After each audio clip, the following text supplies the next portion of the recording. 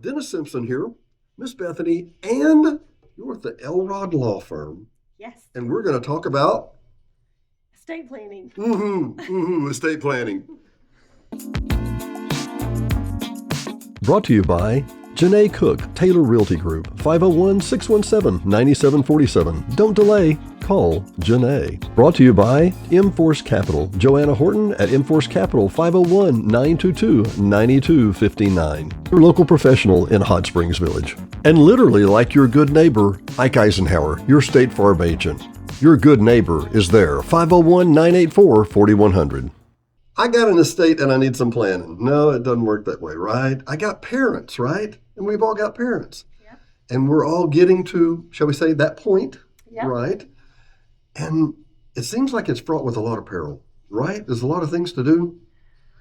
There's lots of things to consider, but the nice thing is that you can set out a plan and then you don't have to worry about it. And so I guess it's a lot of times people get overwhelmed with the idea of starting to talk about estate planning because they think there's so much to talk about. But then and once we break it down about the big things to think about, then people are always like, oh, it wasn't as bad as I thought it would be. And I don't know why I put that off for as long as I did. So. Really? So it's a relief? Yeah, absolutely.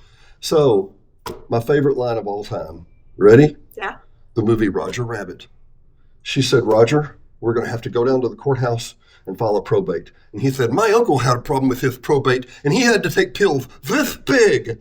I always thought that was a hysterical line. What is a probate? And why are they expensive in Arkansas here, Till? Yeah, great question. So probate happens when someone passes away with assets still in their name. So there's no co-owner, there's no beneficiary, and then no one has the legal authority to get those assets out of that person's name.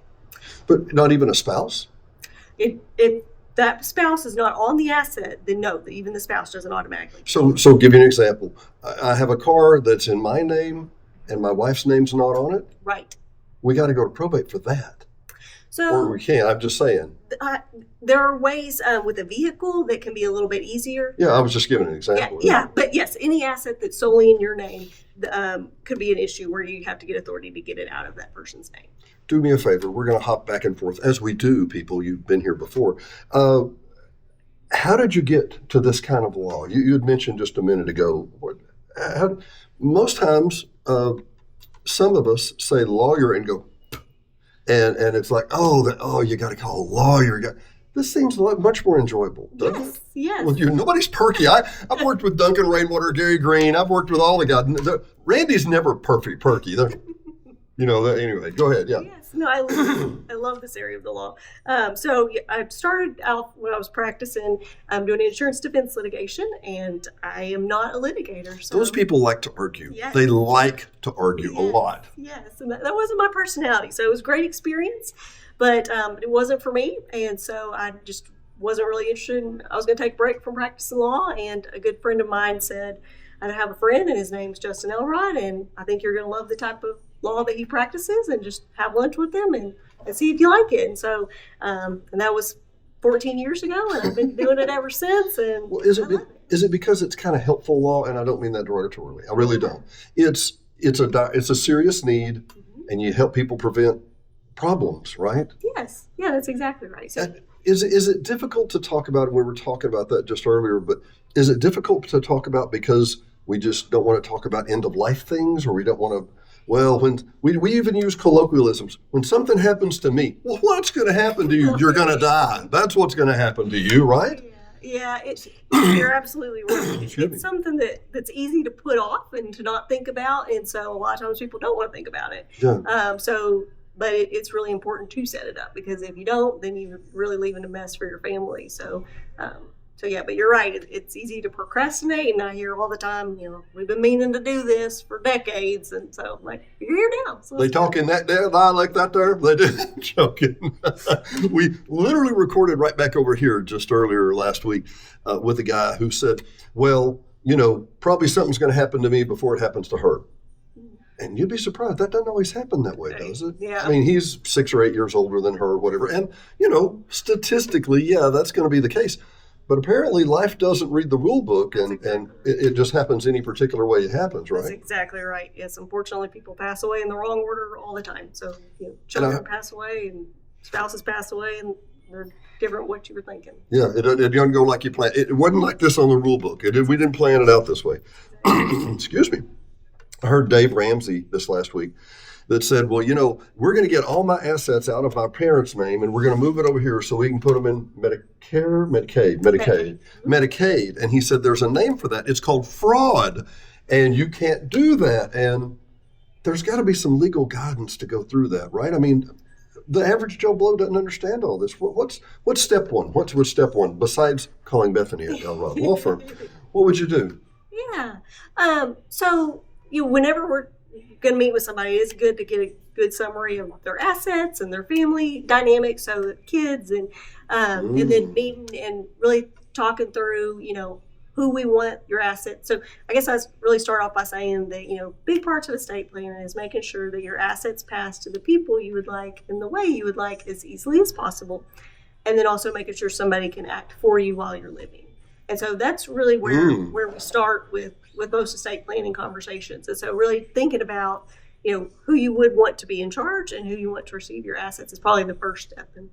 Well, and Diana and I were talking about this in preparation for this discussion. My lovely wife, the CPA, and one of her comments was, we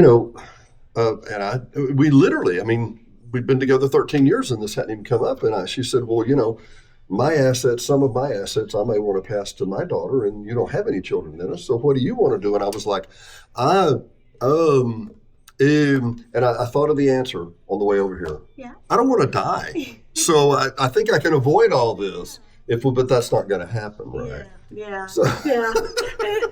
It's also really important with a blended family it's because if you pass away, and we talked about, we don't want to go through probate because it's expensive. I don't know if I answered that question. No, I was going to ask that. How expensive is it? So the reason probate is expensive is that the attorney fees are set by Arkansas statute, and it's about 3% of the value of what goes through your estate. What? Yeah. So it gets real pricey. Really? So if I have a big estate, 3%. So if it's still 3%, but still it could be. Yeah. Wow. Really? So, and we want to avoid probate if possible. Yes. Right? And we want things to go to the people we want to go. Yes. And then, go ahead. I'm sorry. I was going to say that. I forgot to finish whatever I was saying. The blended family is that if you pass away and you're going through probate, that's not fun. But what's even more not fun is your assets going where you didn't want them to go. And so in blended families, stepchildren are not considered your heirs in the default laws of Arkansas. Oh, really? So sometimes, let's say that your home was owned jointly by you and your wife. Sure. So if one of you passed away, the other would become the sole owner. So you don't have to get the first one off of there as long as you're both on the deed as husband and wife. So let's say that in your scenario, your wife passed first and you became the sole owner of that. And then when you pass away, if your wife had separate children, then they're not considered your heirs. So if you pass away, and there's nothing that says you don't have a will or a estate plan that says otherwise, then her children could be unintentionally left out.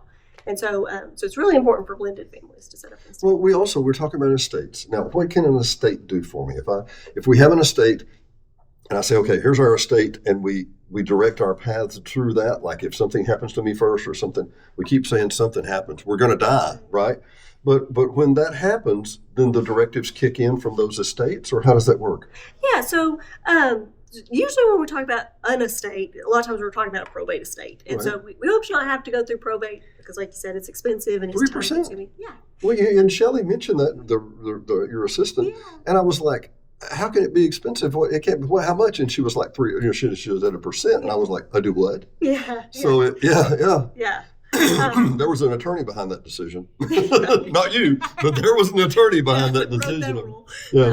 But so a lot of times people like to set up a trust to help pass on their assets.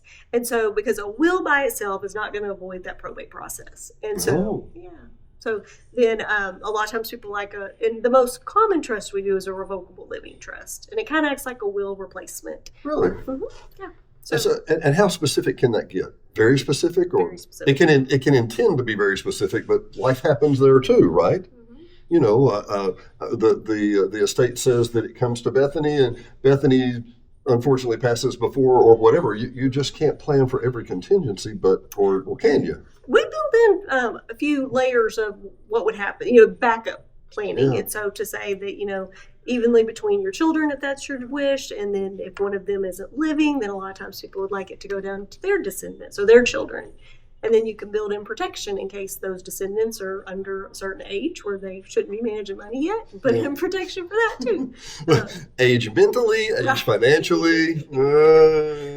So, and I'm just curious, what for you, who's the perfect client? I mean, the guy with $20,000 of annual income, 3% might be pricey to him, but it's not going to be worth, setting up an estate or a will or whatever. Or is it? Where's your threshold? Who's your person? So, it's really somebody who is concerned about, where their assets are going to go, and they want it to be as easy on their family as possible. Right. So, I set up very simple plans for people who, don't have a lot of assets, but we still want to avoid probate and make sure their assets go the way they want. Right. And we can set up very complicated plans for people who have very specific wishes and kids who need lots of protections. So I guess anybody who's really just sees the value of planning, then I'm happy to talk with them and help set up a plan. Is your consultation free? Your initial smiling and free, and who gets this?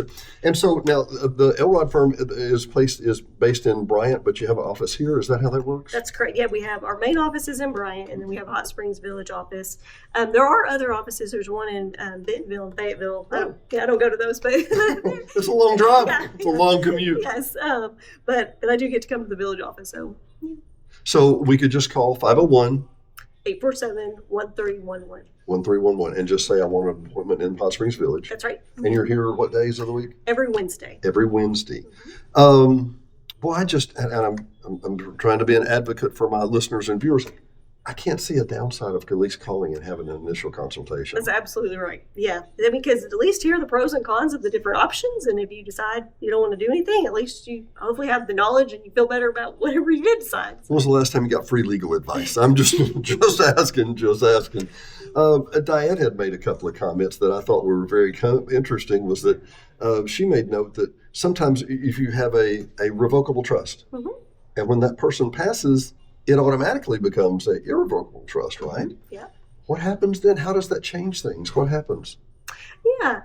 So if it becomes irrevocable, that means the terms of the trust can't be changed. Oh, that's it. It's set in stone. Right. Up till that time, they can be changed. Right. That's exactly right. Yeah. And so usually with a married couple, it'll be revocable while you're both living. And then a lot of times people like the trust to remain to where the spouse can still make changes after the first spouse passes away. They don't want it to be restrictive on the survivor. So we can write it that way so that the survivor could still change who was ultimately going to receive the assets or who would be in charge. But other people say, nope, these are our plans. This is what we wanted. We want it to be set in stone when one of us passes away. So you can make it restrictive, or you could say, really we can either make changes and then when we both pass away, it's set in stone. Wow. I tell you what, for now, because there's more, we're going to wrap this up. Dennis Simpson, Hot Springs Village venue, my friend Miss Bethany from Elrod Law Firm. We will see you next time. Don't delay. Call Janae. Janae Cook, Taylor Realty, 501-617-9747. Whether you're buying, selling, or just considering. Oh, we don't need a realtor yet. Yes, you do. Don't delay. Call Janae. 501-617-9747. Call 501-922-9259. Joanna Horton at M-Force Capital. She can offer a complimentary financial evaluation planning session just for you and your needs. Once again, 501-922-9259. And literally like your good neighbor, Ike Eisenhower, your State Farm agent. Your good neighbor is there. 501-984-4100. The Home Plate Cafe and Bakery. Great home cooking and an amazing bakery located just outside the gates of Hot Springs Village. 501-984-6969 or go through the drive-thru. The Midnight Tavern, Hot Springs Village only late night place that stays open till 2 a.m. Great music, amazing drinks, and Chef Jonna cooking for you every night. At 110 Colella Drive, Hot Springs Village, Arkansas, just across from the Call for information at 501-226-0078, 501-226-0078, or check them out on Facebook with all the latest entertainment. And by Domino's Pizzas West and upcoming East. That's right, Domino's Pizza will have an East location mid-2026. great food, great service, and 501-915-9595. 501-915-9595. KVRE at 92.9 and streaming worldwide on iHeartRadio. KVRE is your family-owned local hometown radio station, so be sure and tune in for live local programming, news, sports, and information every day at 92.9. HSV Radio. HSV Radio is heard every Saturday morning at 9 a.m. or streaming on any of the major platforms. Hot Springs Village Radio is an eclectic mix of music, motivation, great music history, and Saturday morning fun. Join us every Saturday morning at 9 a.m., 92.9. Hot Springs Village only short-term rental with over 2,100 five-star reviews. All properties are lakefront. They include complimentary kayaks, hot tub, pet-friendly, and a stunning view of the lake. Visit DD Village Prop today for your vacation getaway.